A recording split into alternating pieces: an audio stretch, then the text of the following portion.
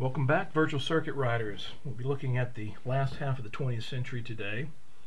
A very tumultuous time for America and for Methodist, the Methodist identity. And this is the one period of our history when you could actually call us the Methodist Church. That was the name after the 1939 merger that brought together the MEC, the MECS, and the NPC in Kansas City.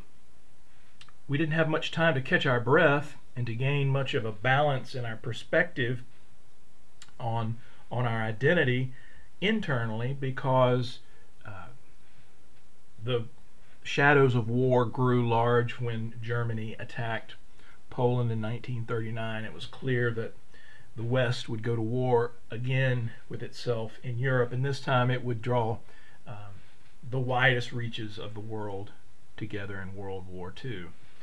So the question of German language conferences finally is put to bed in the interim between World War I and World War II, by World War II, and the first General Conference of the Methodist Church in 1940. German culture and language was disavowed completely, and the German language conferences were disbanded altogether and joined their respective geographical conferences. The United Brethren and the Evangelicals again could see that their German heritage, that really was the reason for their independence and self-determination, really was a thing of the past, and so the United Brethren and the EA begin to move towards union after the dust of the war had settled, forming the Evangelical United Brethren Church in Johnstown, Pennsylvania in 1946. But the work towards that union had been going on during the war. The Methodist Church in 1940 still clung tenuously to a pacifist position. You can see here the General Conference Commission on World Peace and the lay people in particular put together a peace sketch in 1940, but of course during the vote at General Conference, the clergy by and large voted for a pacifist position, but there was an undercurrent that recognized the need for support of the military, and a minority report was held, was created to support America. Of course, once Pearl Harbor happened in December of 1941, Pearl Harbor, Hawaii. Hawaii was not yet a state, but it was a major military base in the Pacific for the U.S. Navy. Once the Japanese Navy, in an aerial bombardment, bombed it, the nation swung into war in both Western Europe and in the Pacific, and again provided large numbers of chaplains, and of course voted to support its servicemen. There was a divided mind in World War II. The costs and terrors of war were even more known after World War I. The majority official view was mildly pacifistic, but the minority report, which really supported or captured the flavor of American Methodism mid-century, supported the troops.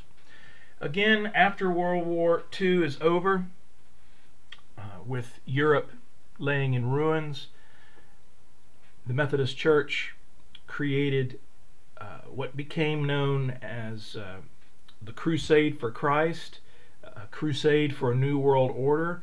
In 1944, General Conference of the Methodist Church, the aid and education package fundraiser led by Bishops G. Bromley Oxnam and Arthur J. Moore of Southern fame, led Methodist efforts to create a type of Marshall Plan, a Methodist Marshall Plan, to help rebuild the churches. And this is what this first of the advanced special quadrennial special emphases, 1945, the Crusade for New World Order, becomes really the first of many four-year quadrennial campaigns. The Methodist Church still enjoyed a large cultural significance, both culturally and politically in the post-war era, and political aspirations to create the United Nations led by John Foster Dulles, whose father had been a Presbyterian minister, and his brother Avery Dulles goes on to become a great Catholic thinker. John Foster Dulles leads the campaign to create the United Nations and brings Methodist bishops to San Francisco in the post-war era, 1945, to build political support among Methodists and other Christian groups for the United Nations. So the Methodist Church helped deliver, in many senses, the United Nations in the post-war era. But bishops' power, which was unquestioned really, certainly in the 19th century, by the middle third of the 20th century, and certainly after World War II and the new quadrennial emphases, general agencies began to define the national and international agendas for the Methodist Church, and bishops began to feel that their power was being eroded, and they were simply development officers for fundraising on themes and programs designed at the general agency level. That was kind of a middle third of the 20th century issue of eroding episcopal power. The bishops have reclaimed power through their teaching office, particularly in the latter part of the 20th century, and Methodism contributed to a post-war international order through its mission work and its aid work. Again, we've talked about the power to build mission initiatives out of aid work. Certainly in Europe, the Austrian Methodist Church really expanded in the post-war era.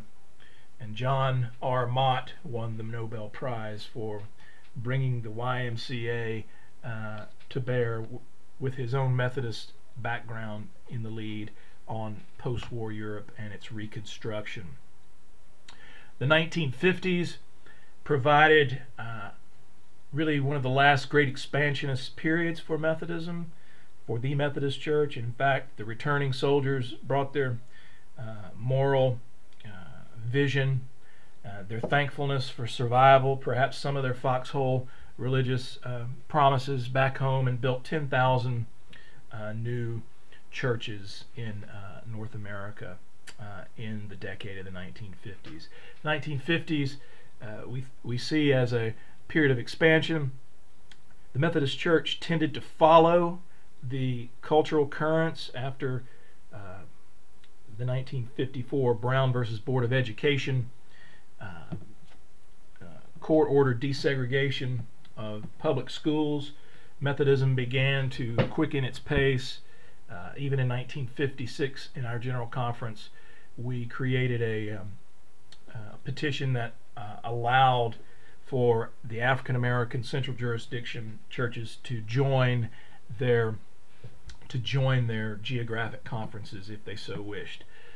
The African American churches did not, in any large number, choose to desegregate at that time, but the polity issues were in place, and Methodism began to slowly deal with its racial segregation, which would only really come to the forefront after the 1964 and 65 civil rights legislation spearheaded by Martin Luther King. The 60s would see the attempt to dismantle the central jurisdiction. So with the 1960s and the fervor of rapid social change in the background of this, discussions with the only recently, in 1946, Evangelical United Brethren Church had only been in existence for 10 years when they entered into serious discussions with the Methodist Church for unification.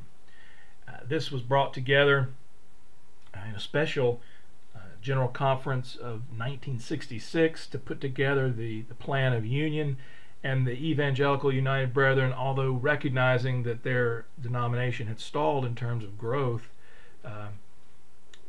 only barely votes to join the UMC. There was a sense in which the EUB felt that they would be swallowed up by the Methodist Church, and all the issues of diversity, the theological differences, were sort of swept under the carpet, polity differences, and the unity of the newly created United Methodist Church was really papered over. The principle was, let's unite now and settle our differences later. And the EUB probably thought that this was going to be more like a merger in GM, where you still had clear identity. General Motors, when you had different divisions, Chevy, Cadillac, etc., and that the EUB would continue to have its own identity. But the Methodist power and polity effectively overwhelmed the EUB, and some of their fears of being swallowed up were true. It took 3 quadrennium to work out the theology and polity differences. The EUB's Confession of Faith was simply pasted alongside the Articles of Religion in our doctrinal standards, and it required a judicial decision in the 70s to work out the relationship of these two quite distinctive, in some ways, theological patterns, and the Judicial Council ultimately said they are congruent, if not identical. And so we have really from the EUB an important statement on the continuing importance of sanctification and working out our sanctification that was originally embedded in Wesleyan theology. But without the EUB, we wouldn't have this official theological interest in our doctrinal standards on sanctification. And also the EUB performed a very important prophetic task in that they refused to join a segregated UMC. And so from 1966, in the Plan of Union, the Methodist Church began to put into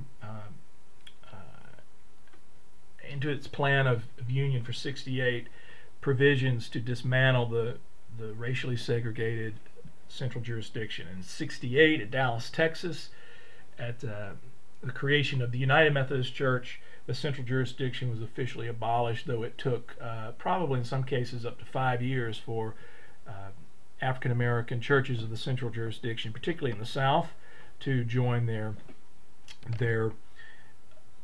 geographic conference, particularly the South Carolina Annual Conference. As late as 1975, there were a number of African American churches that did not meet yet with the white churches. 1968 was a terribly divisive year. Bobby Kennedy killed, MLK killed, and so the racial tensions, the cultural polarities over the Vietnam War, we were as divided a nation as we have perhaps been even up until now in 2012. And the irony of the United Methodist Church as a new name for a denomination really papered over vast geographical differences of the jurisdictions. Some have even asked, what is the U? What unites us? What is the U in the UMC that unites us? Because we've struggled with finding unity across regional and pluralistic divisive lines theologically, as mainline denominations in general have. But the U is a nod to the Evangelical United Brethren. One of the close runner-up names was the Evangelical Methodist Church, which would have taken the E out of the EUB, but rather we took the U from the United Brethren. So we know that we are not united, and that we've struggled to be united for the entire 40-plus years of the United Methodist tradition in North America in the late 20th and early 21st century.